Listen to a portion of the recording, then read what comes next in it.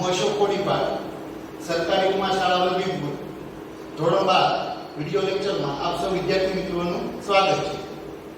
છેલ્લે આપણે ચેપ્ટર 4 ની અંદર બે લેક્ચરો જોયા હતા, જેમાં નિશ્ચય, દ્વિહાર નિશ્ચયનું વિસ્તરણ કઈ રીતે થાય, ત્રિહાર નિશ્ચયનું વિસ્તરણ આપણે કઈ રીતે કરી શકીએ, એને અનુરૂપ આપણે ચેપ્ટર 4.1 નો અભ્યાસ કર્યો. હવે આગળ જતા આપણે નિશ્ચયકના સંકેતો વિશે અભ્યાસ કરીશું. નિશ્ચયકમાં મૂળભૂત 4 સંકેતો આવે. અહીંયા આગળ આપણે બોર્ડ ઉપર ડ્રો કરેલા છે. પહેલો સંકેત છે RI થી CI, બીજો સંકેત છે RI જેવો CI અથવા તો RI થી RT કૌંસમાં CI થી CG, ત્રીજો સંકેત છે RI OK CI OK અને ચોથો સંકેત છે RI જેવો K કૌંસમાં CI જેવો K. એનો આપણે આજે અભ્યાસ કરીશું. સૌપ્રથમ પહેલો સંકેત જોઈએ આપણે RI થી CI. છેલ્લા લેક્ચરમાં આપણે ભણ્યા હતા કે ત્રિહાર નિશ્ચય હોય તો એમાં 3 હાર 3 સ્તંભો આવેલા હોય. એમાં હાર માટે આપણે સપોઝ કે દાખલા તરીકે આપણે વિચાર્યું ત્રિહાર નિશ્ચયનું ઉદાહરણ જોઈએ આપણે 1 2 3 4 5 6 આ એક પ્રકારનો ત્રિહાર નિશ્ચય છે.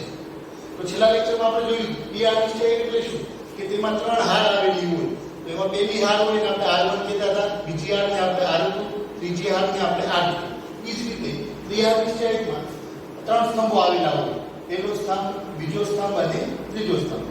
તો પહેલો સંકેત છે એ આપણી પાસે RI થી CI.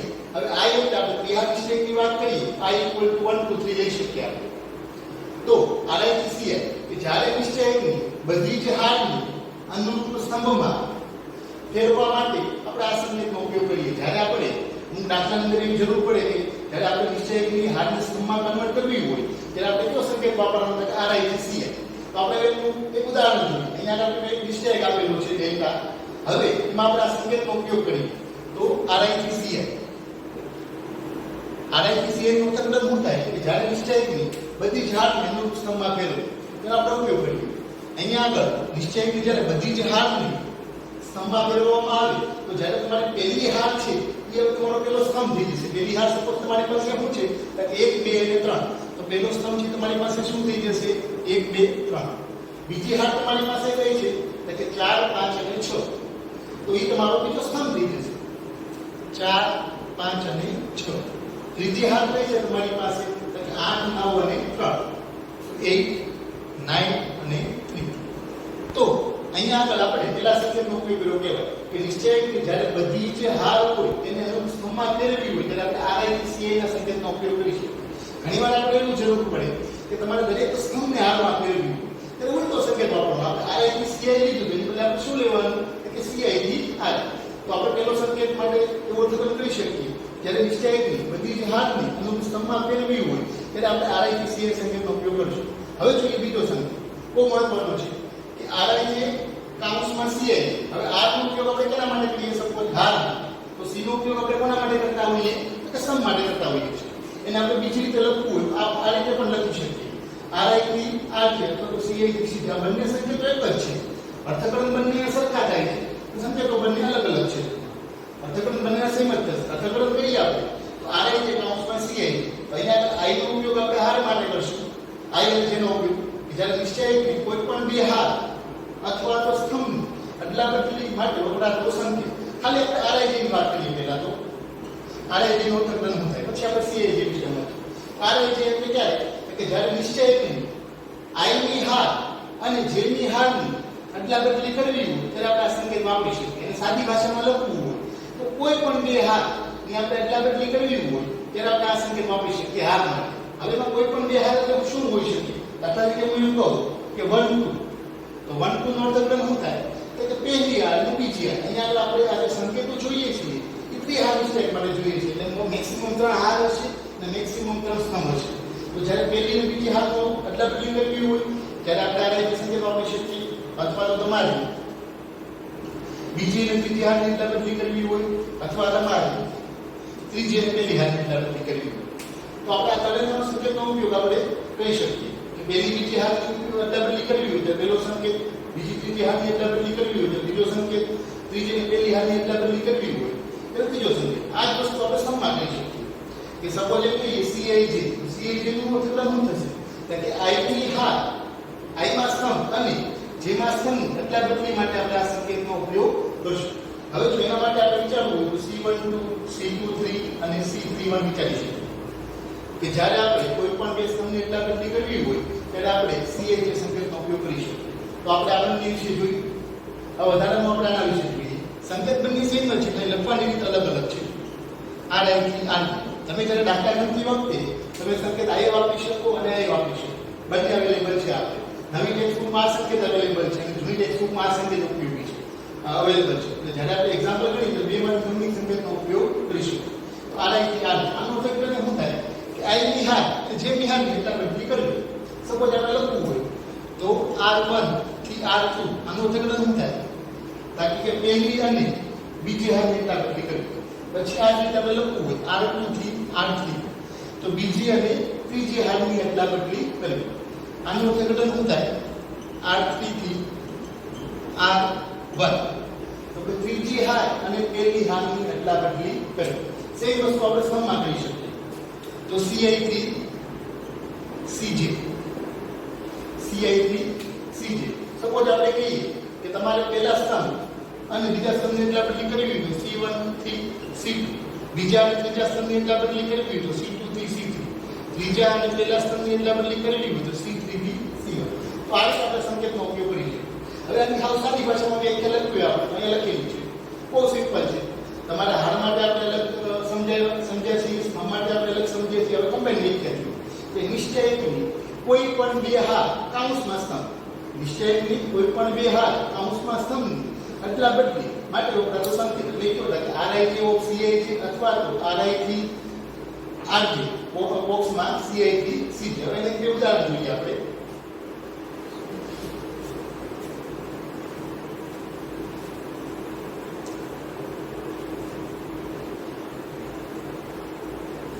તો પહેલું ઉદાહરણ જોઈએ આપણે. ઉદાહરણ નંબર 1. તમને કોઈ નિશ્ચયક આપેલું છે સપોઝ 3 2 1 2 -1 0 3 0 5. આમાં આપણે આ સંકેતનો ઉપયોગ કરવો છે. તો પહેલા સંકેત લખું છું R1 થી R3. આપણને બે રીતે સંકેતો યાદ હોવા જોઈએ. બે માટે ગમે સંકેતો આપીશું. બે ત્રણ આપણા એક આપણું મૂળ નિશ્ચયક છે. આપણે આ સંકેતનો ઉપયોગ કરવો છે. પછી હું એમ લખું C13 પછી એમ લખું કે R13.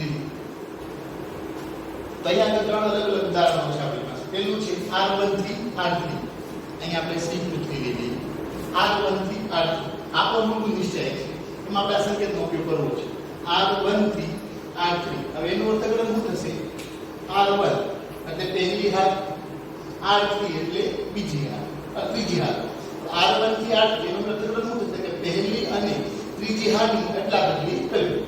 R1 થી R3 સંકેતનો ઉપયોગ શું થશે કે પહેલી અને ત્રીજી હારની અદલાબદલી કરવી. આપણી પાસે જે મૂળભૂત નિશ્ચય છે આ પહેલી હાર છે 2 3 1 અને ત્રીજી હાર છે 3 0 5. એ બંનેની અદલાબદલી માટે વપરાતો સંકેત. તો એનો મીનિંગ શું થાય કે બીજી હાર છે એ એમ ન માનવી, ખાલી પહેલી અને ત્રીજી હારમાં ફેરફાર થાય. તો એ આપણે સંકેત વાપરીએ R1 થી R3.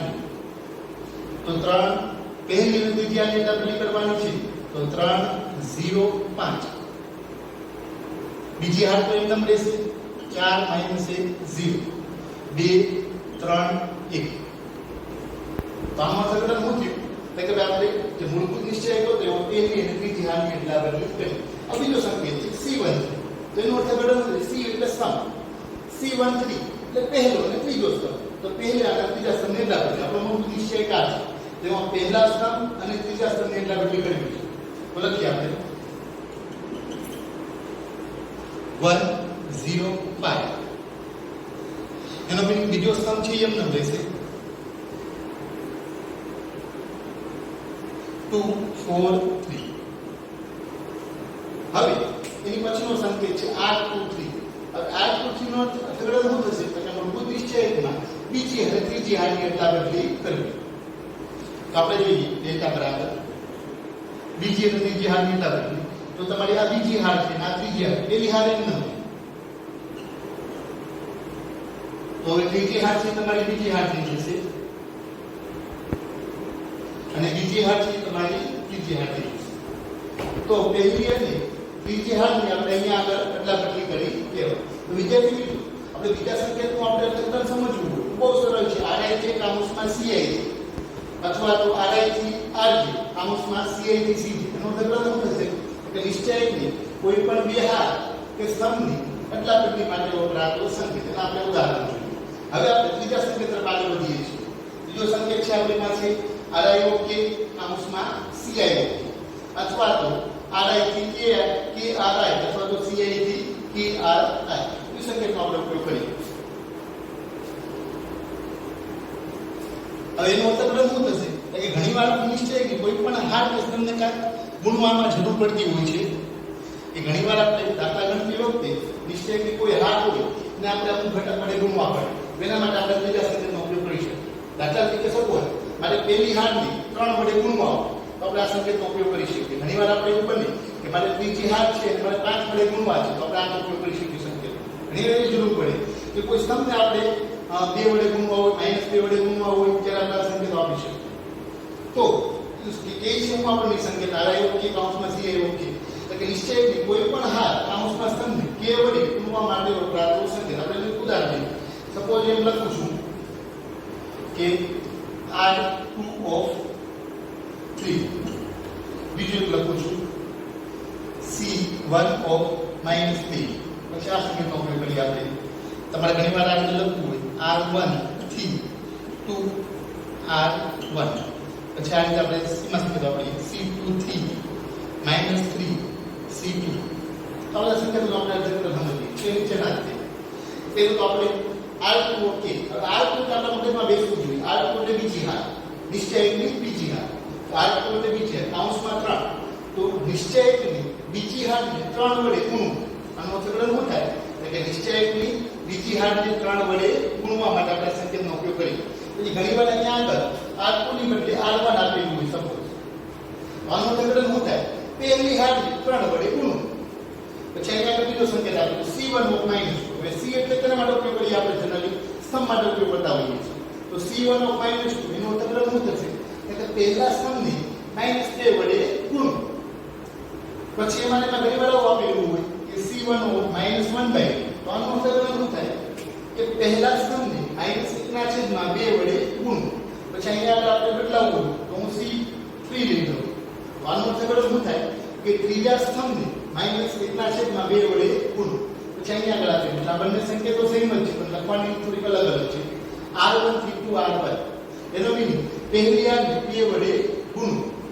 પછી એ જ રીતે C2 થી -3 C2 એનો મીનિંગ C2 એટલે બીજો સ્તંભ બીજા સ્તંભને -3 વડે ગુણવા માટે આપણે આ સંકેતનો ઉપયોગ કરી શકીએ. તો આપણે વ્યાખ્યા રીતે લખવું હોય સંકેતની રીતે તો આપણે એને જનરલી લખવું શું લખી શકીએ કે નિશ્ચયની કોઈ પણ હાર કાઉન્સમાં સ્તંભને k વડે ગુણવા માટે વપરાતો સંકેત. એના માટે આપણે બીજા સંકેતનો ઉપયોગ કરી શકીએ. હવે આપણે ચોથું સંકેત જોઈએ. આના માટે એક ઉદાહરણ જોઈ લઈએ આપણે કે સપોઝ તમારી પાસે કોઈ નિશ્ચય હોય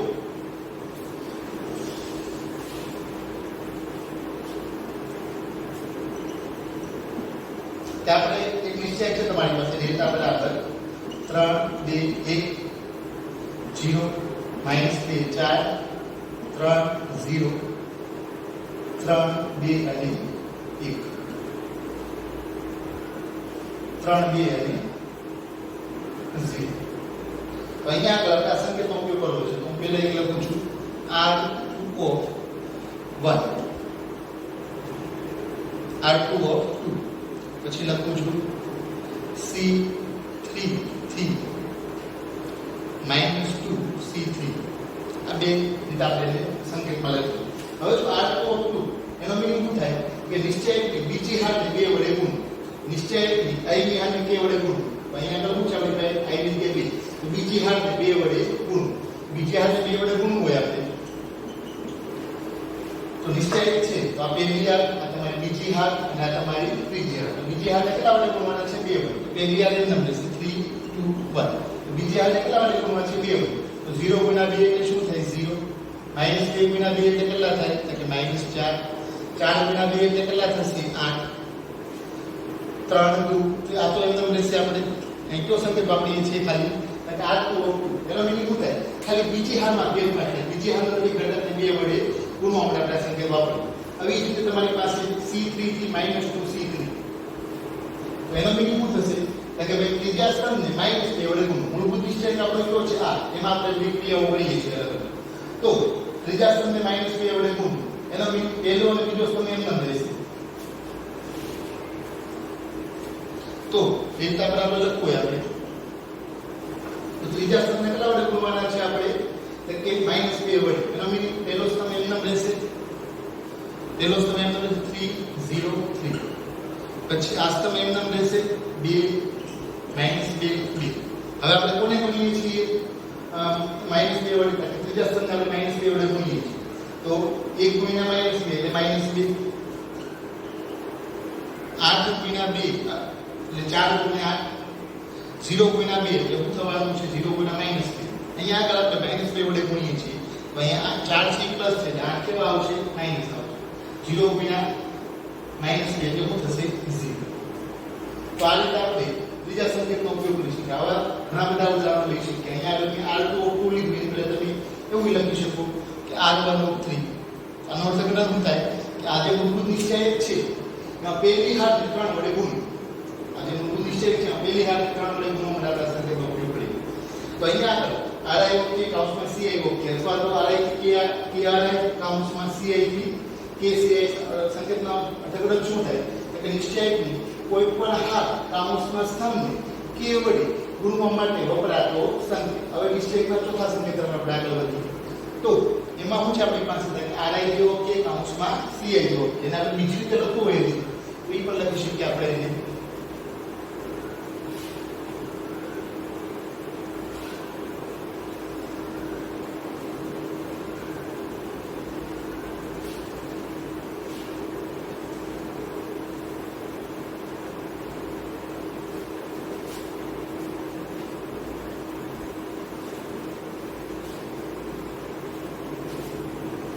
ચોથો સંકેત છે બીજી રીતે લખવો હોય આપણે એને આપણે આ રીતે લખી શકીએ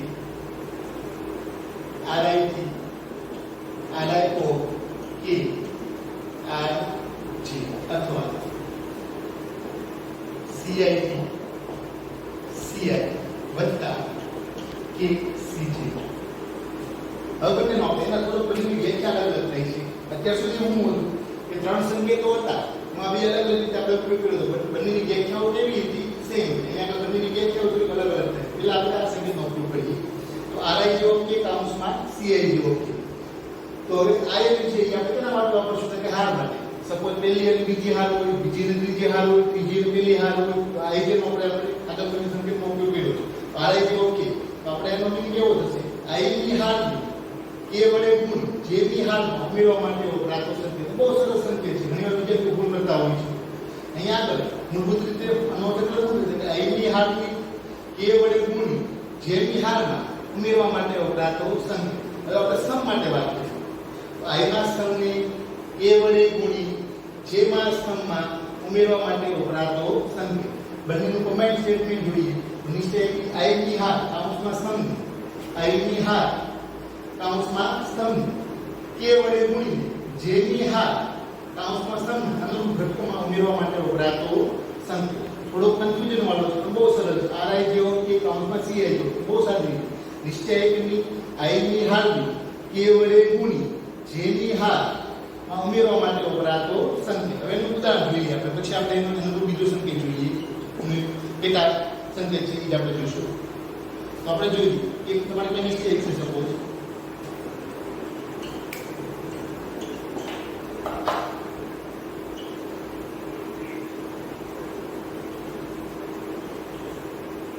હવે અહીં મારા સંકેત વાપરવો છે. હું લખું છું R2 3 O 1. હવે આનો અર્થઘટન શું થશે R2 3 O 1. આનો અર્થઘટન શું થશે તો કે બીજી હારને એક વડે ગુણી ત્રીજી હારમાં ઉમેરી. બીજી હારને એક વડે ગુણી ત્રીજી હારમાં ઉમેરી. એનો મીનિંગ શું થશે કે પહેલી હાર એમનેમ રહેશે, બીજી હાર પણ એમનેમ રહેશે. જે ફેરફાર થશે એ કઈ હારમાં ફેરફાર થશે એટલે ત્રીજી હારમાં ફેરફાર થશે. બીજી હારને આપણે એક વડે ગુણવાની છે પણ ઉમેરી દેવાની કેમાં છે એને ગુણીને તરત ત્રીજી હારમાં લે. ફેરફાર કેમાં થશે કે છેલ્લી જે હાર એમાં ફેરફાર થાય. સપોઝ લખીએ આપણે ને એની બદલે અહીંયા +2 હોય એનો મતલબ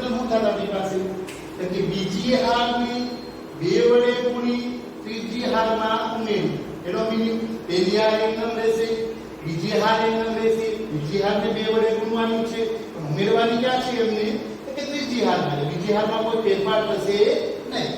ઘણીવાર વિદ્યાર્થી ભૂલ કરતા હોય છે, આમાં ખાસ ધ્યાન રાખવાનું છે.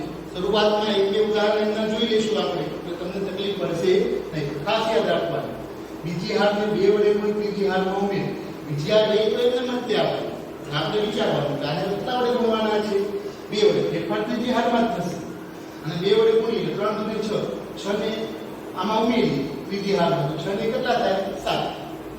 પછી એ જ રીતે 2 દૂ 4, 4 માં 4 ઉમેરી એટલે કેટલા થશે 8, 2 એકા 2, 2 ને 2 કેટલા થાય 4. તો આ રીતે આપણે આ સંકેતનો ઉપયોગ કરી શકીએ. હજી આપણે એક વિચારીએ કે હું એક બીજો સંકેત લઉં C13 of -3. વિદ્યાર્થી મિત્રો C13 of -3 પહેલા તો આપણને C13 of -3 નો અર્થઘટન આપણને ખબર હોવી જોઈએ સંકેતનો ઉપયોગ કર્યા છે. તો C13 of -3 નો અર્થઘટન શું થાય એટલે કે C એટલે સ્તંભ, તો નિશ્ચયકના પહેલા સ્તંભને -3 વડે ગુણી ત્રીજા સ્તંભમાં ઉમેર, પહેલા સ્તંભને -3 વડે ગુણી ત્રીજા સ્તંભમાં ઉમેર. મૂળભૂત નિશ્ચયક આપણો આ છે. એનો મીનિંગ પહેલા સ્તંભમાં કોઈ ફેરફાર નહીં થાય, બીજા સ્તંભમાં કોઈ ફેરફાર નહીં થાય, ફેરફાર થશે કેમાં થશે માત્ર કે ત્રીજા સ્તંભમાં થશે. એનો ઉપયોગ કરીએ આપણે. મૂળભૂત નિશ્ચયક આપણો પહેલો છે.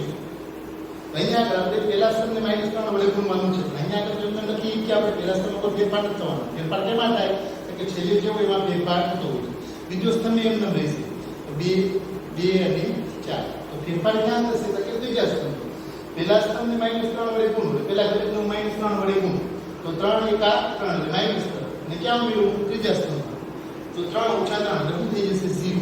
પછી આને કેટલા વડે ગુણું -3 તો 3 ને લઈને 9 એટલે -9, એકમાંથી -3 જો 9 જાય તો કેટલા વધે તો -8. આને 3 વડે ગુણો તો -3 અને ત્રીજા સ્તંભમાં ઉમેર 2 માંથી -3 જાય એટલે કેટલા વધે -3. તો આપણે આ સંકેતનો ઉપયોગ કરીશું. હવે સેમ એને આપણે બીજી રીતે લખવું તો આ રીતે લખી શકીએ. એનો તો તમે જોયું થોડું ફેરફાર છે, બાકી જાજો કંઈ છે નહીં. તો એનો આપણે ખાલી પેલા વાક્ય લખીએ કે જેની હારની કે વડે ગુણી આઈની હારમાં ઉમેર, અથવા તો જેમાં સ્તંભને કે વડે ગુણી આઈમાં સ્તંભમાં ઉમેર. આપણે લખીએ જેની નિશ્ચયની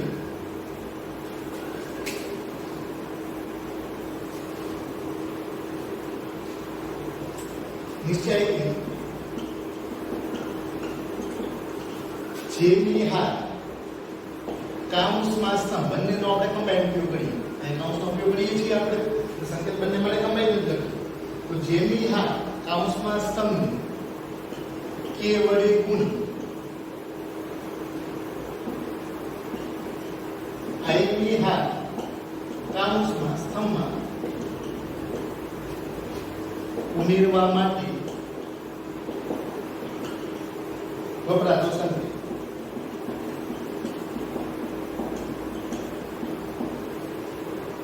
નિશ્ચયની જેની હાર કાઉન્સમાં સ્તંભ કે વડે ગુણી આઈની હાર કાઉન્સમાં સ્તંભમાં ઉમેરવા માટે વપરાતો સંકેત. હવે આપણે ઉદાહરણ જોઈએ.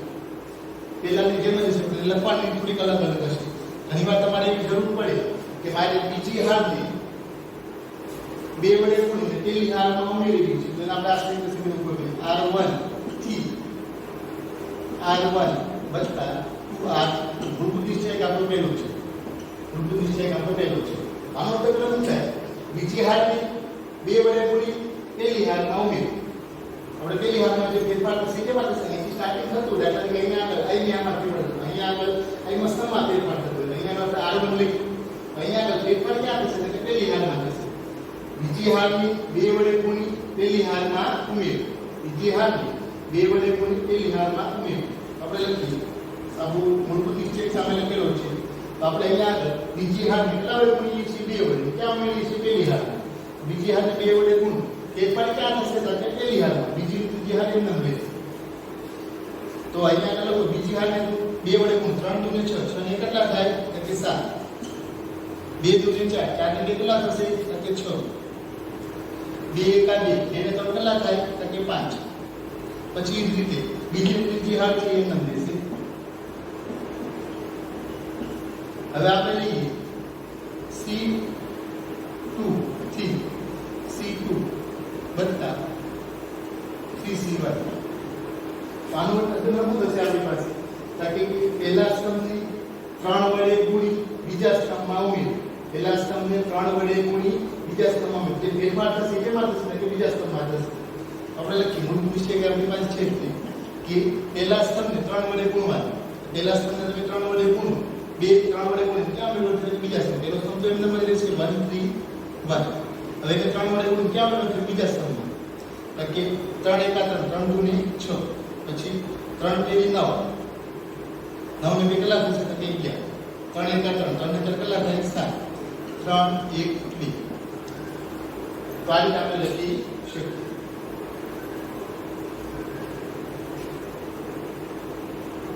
ત્રીજા સ્તંભને 3 વડે ગુણી આ બરાબર અહીંયા આગળ શું થશે આપણી પાસે કે 3 1 3 3 ને 4 7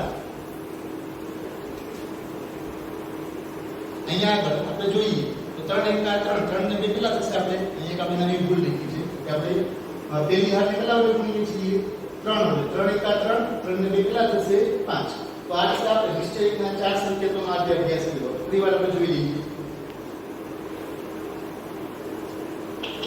તો આજે આપણે નિશ્ચયકના સંકેતો જોયા છે હવે ચારેતા સંકેતો આપણે એક સાથે સમજી લઈએ આને જો આપણે 5 પ્રમેયો આવશે આવતીકાલે નેક્સ્ટ લેક્ચરમાં અને ઈ આપણે આગળ દાખલાઓ માટે બહુ મહત્વના છે પહેલો સંકેત તો આપણી પાસે ફટાફટ સમજી લઈએ રિવિઝનમાં કે પહેલો સંકેત તો આપણે RI થી CI તો RI થી CI નો અર્થઘટન શું થાય આવતીકાલે આપણે તમારે આ ચારેતા સંકેતો યાદ રાખીને આવવાનું છે પહેલો સંકેત છે RI થી CI એટલે કે નિશ્ચયકની બધી જ હારની અનુરૂપ સ્તંભમાં ફેરવવા માટે વપરાતો સંકેત RI થી CI નો અર્થઘટન શું થાય કે નિશ્ચયકની બધી જ હારને અનુરૂપ સ્તંભમાં ફેરવવા માટે વપરાતો સંકેત બીજો સંકેત તો તમારી પાસે RIJ કૌંસમાં CIJ અથવા RIT